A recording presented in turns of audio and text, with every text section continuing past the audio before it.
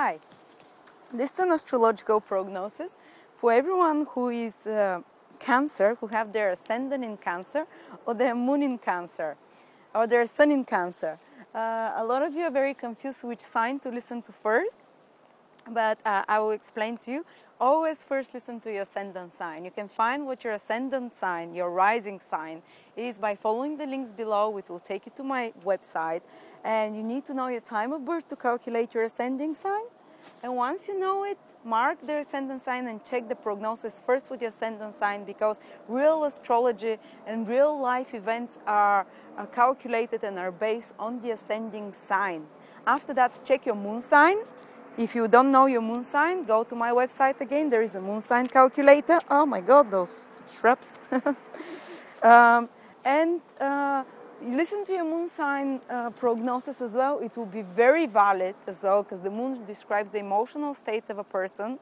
Not so much the physical circumstances, but the person's emotional state does influence what happens in their life and their outside circumstances.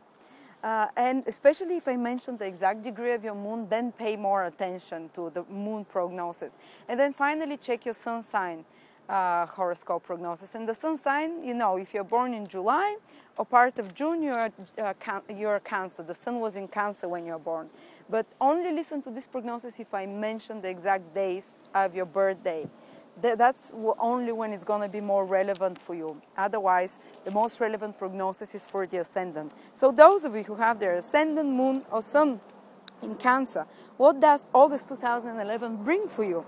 Well, there is 3 planets this month in the second house of financial resources. And this is the house of, they call it the house of wealth and finances. So your focus this month will go into financial things, especially the first 20 days of the month of August.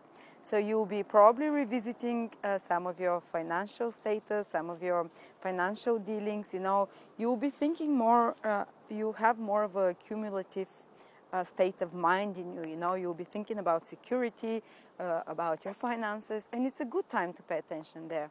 Some of the planets that are passing through the second house are expansive, so you'll be in a much more state to spend, but also your mind will be there, how to generate new income, how to improve your income.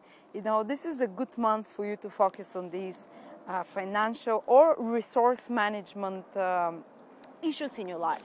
And I'm not saying there will be a problem there, not at all, because the planets are very light. They're not difficult or anything. They're just more activity connected to finances. Maybe some of you will generate more, but often, because the planets are expansive, some of you will be spending more than normal, you know, so you have to be more aware. But nothing scary, nothing over the top. I'm just saying where the focus goes. And from the 22nd onwards, 22nd of August, all these planets are starting to move into your 3rd house.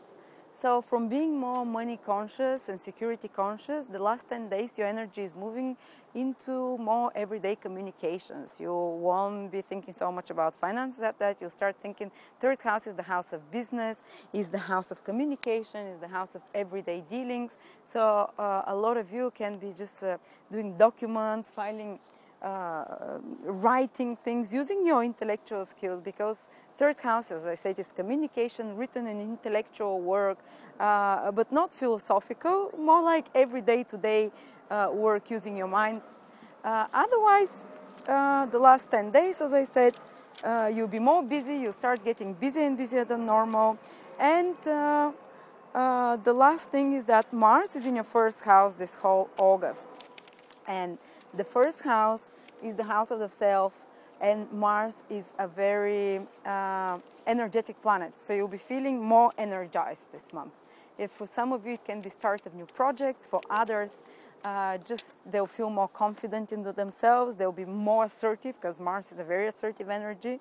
It's also, Mars is an energy that makes you more argumentative and quarrelsome, but you know, it's, you know, you can explode more easily. Be careful how you're dealing with your temper, because the temper gets a bit more restless and active, because you become more assertive and you want things done fast, you become more impatient.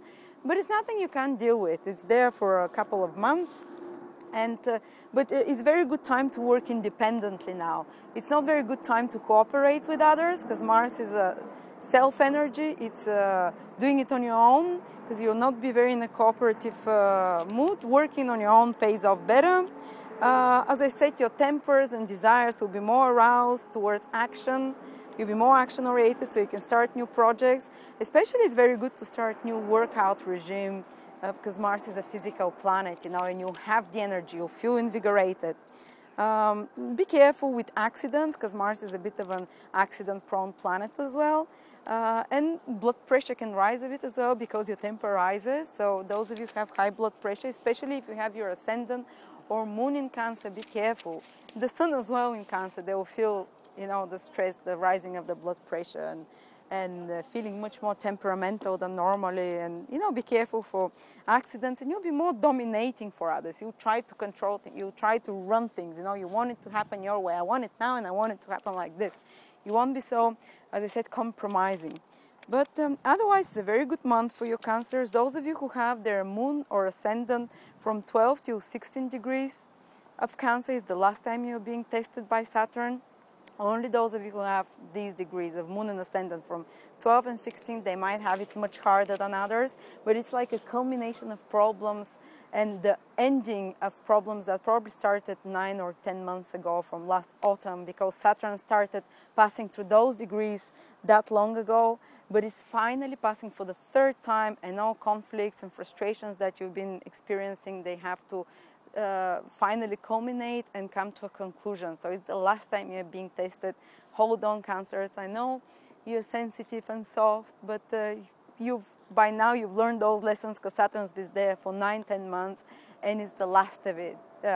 Otherwise, for all of you other Cancers, month is quite positive, and I hope to see you next month again.